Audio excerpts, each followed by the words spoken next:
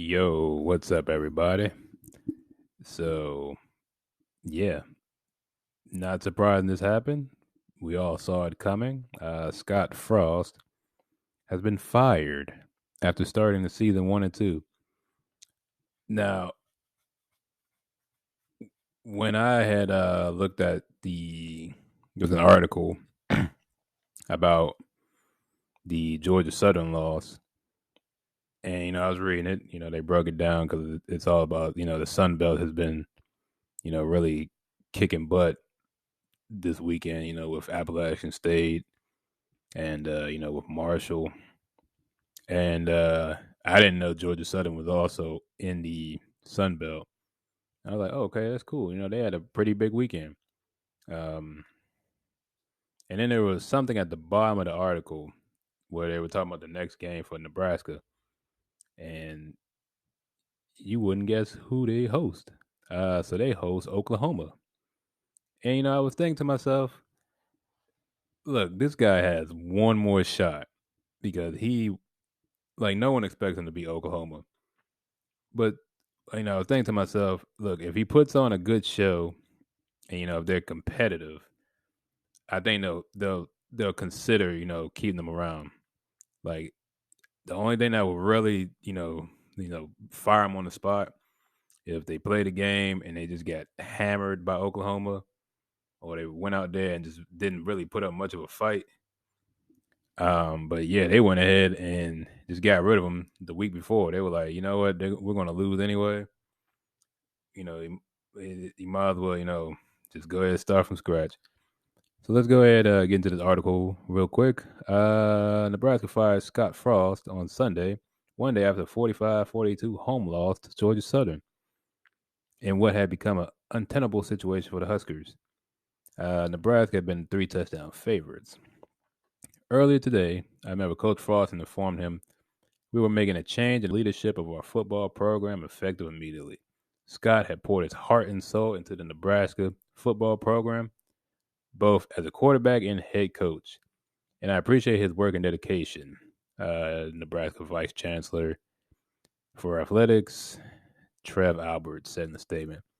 Associate head coach Mickey Joseph will take over the rest of the season. And, they host Oklahoma. Oh my gosh, I feel bad for this man. Would it be nice if they won this game? That'd be very nice. That would really, not it'd be a lot of chaos for 4 weeks in. You know what I mean? A lot of chaos. Um, but man, let's go ahead and continue. He returned home to coach his alma mater in 2018 after 2 seasons at USC, including an undefeated run in 2017, national champs. Frost was never able to get the Huskers going. Alberts made a surprising move last November when he announced he would bring back Frost after what turned out to be a 3-9 season. Frost fired four. Wow, he fired four offensive assistants, had his pay cut from 5 to 4. Okay, sure, whatever, and agreed to have his buyout dropped from 15. That's a big deal. That's a big deal. I think he understood the situation. That the school was not going to pay him 15 million if they wanted to get rid of him early. Which I mean, he's going to get seven. He's going to get 7.5 because I know the he didn't obviously didn't complete his contract, so they got to buy him out of it. Or is that how that works? No, that's if he wanted to leave. They fired him, so I don't think he won't get any of that money. It won't even matter. Um, I don't think anyone's going to touch that man with a 10-foot pole right now. There was no immediate word Sunday of a negotiated settlement.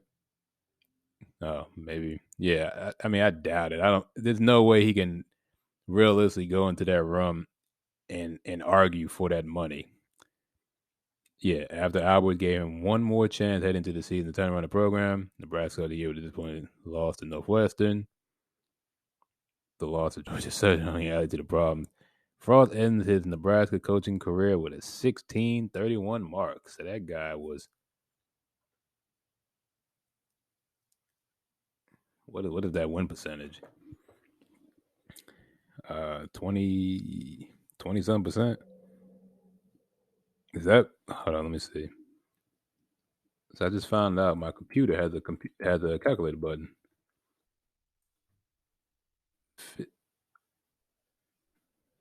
Oh no, sorry. Wow, sorry. I cannot do math. So what is that? 16 out of 47.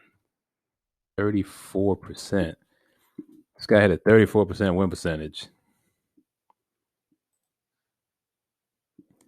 Now I'm not surprised by him getting fired. I'm not surprised. I don't think he would have made it.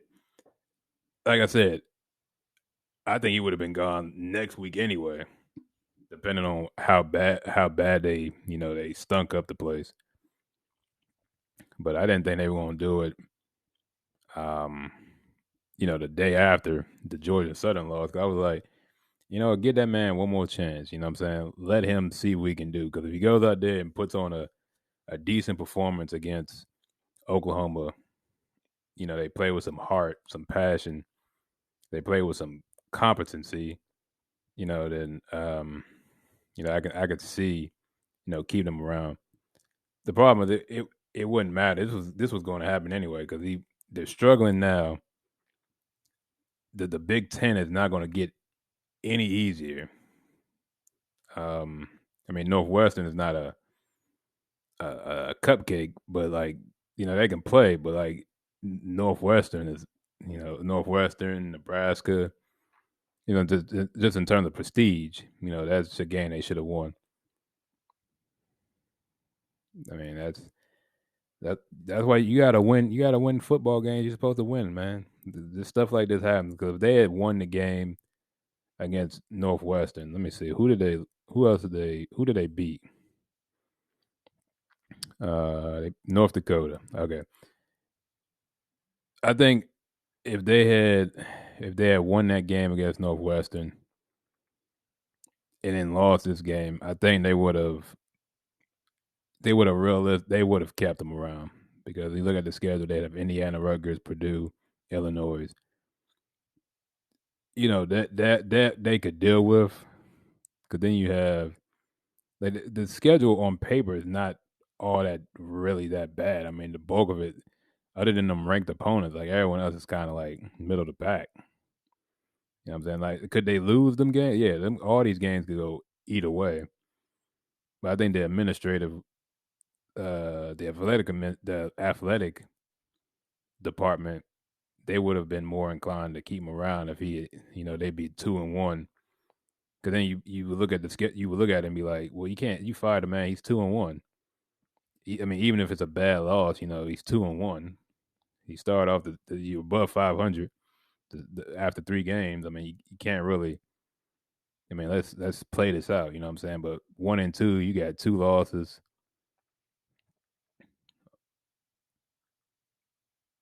Wow, oh, man.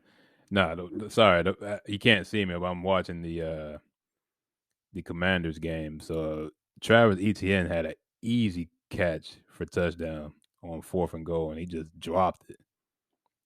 It just hit him in the hand. He dropped it. That's crazy. He'd had 6. Anywho, uh, yeah, yeah, I'm not surprised. Um, Nebraska, man, they have not been, they have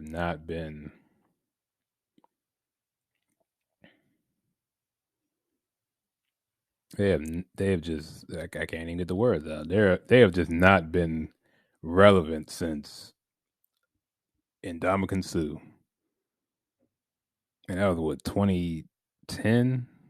When was that? I just saw the video about what happened, like the trajectory of the Texas Alabama game. Like what would have happened if like Colt McCoy had not got hurt? Um,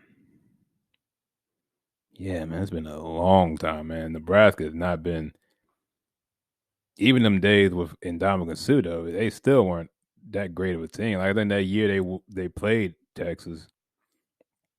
Um,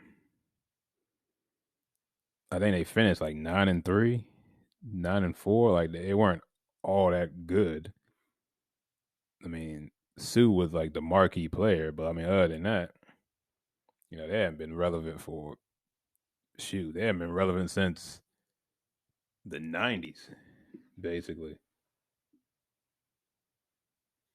So yeah, man, it's gonna be some tough times, especially with this team being in the Big Ten, which I never understood why they jumped the ship to the Big Ten. They'd have been better off staying in the Big 12. That would give you they'd have a easier time recruiting because now the Big 12 is all basically it's all the Texas teams and Oklahoma. That's basically what the Big 12 is. Big 12 is um it's Texas, Texas Tech, Baylor, Oklahoma. Who else they got in that conference? Like I don't feel like looking at it right now. But yeah, I mean, I guess like I said, I was thinking to myself that this morning too. Um, a lot of this conference realignment stuff was never. It was all about money. It was never about the teams being better. Nebraska has no reason to be in the Big Ten. Same thing with Rutgers. Rutgers has no business being in that damn conference, but they got a nice chunk of money, so they took it. They're still bad teams, but they took the money over the actual development of the program.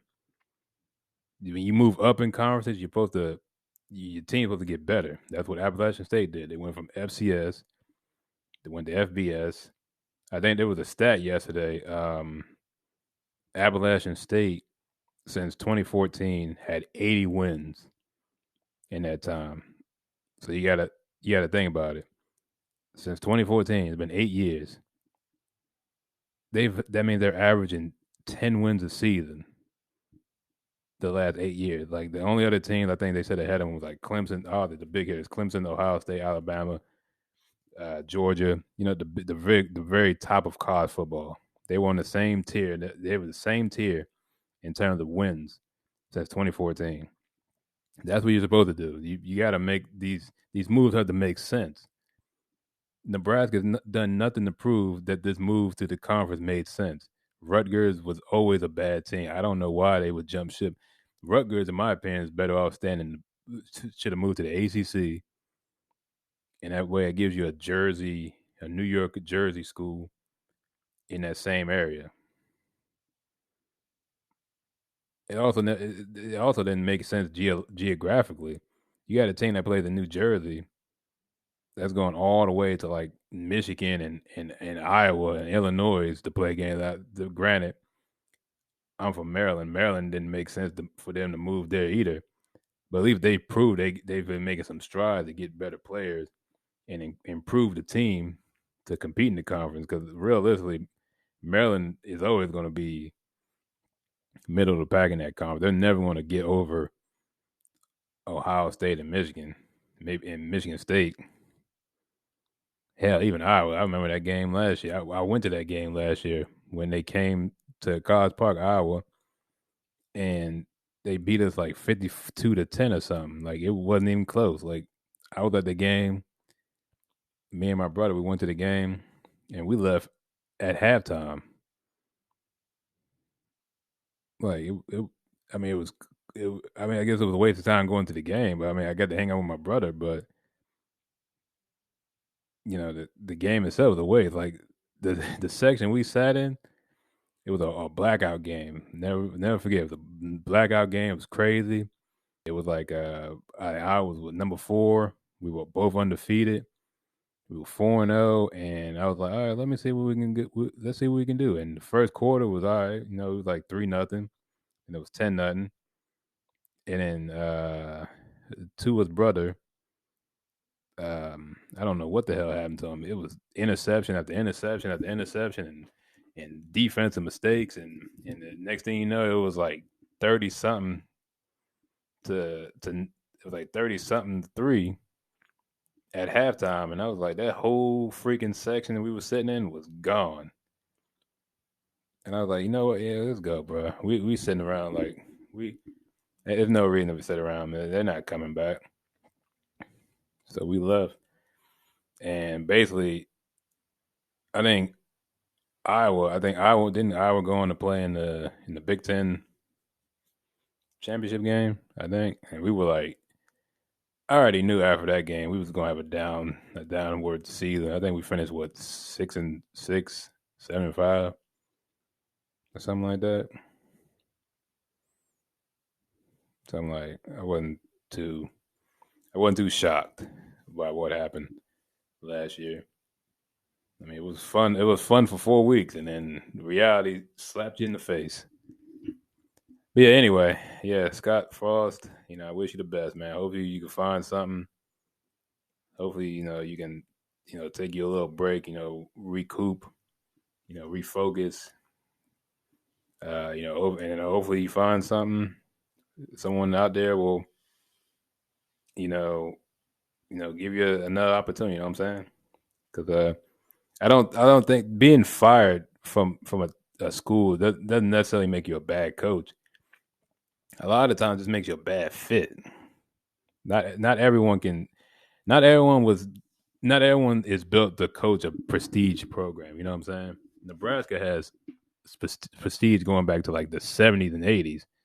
You know what I'm saying? They got national championship pedigree. You know what I mean?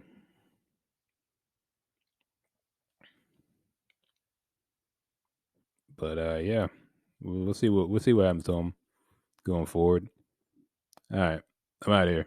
Thanks guys for watching. See you later. Bye.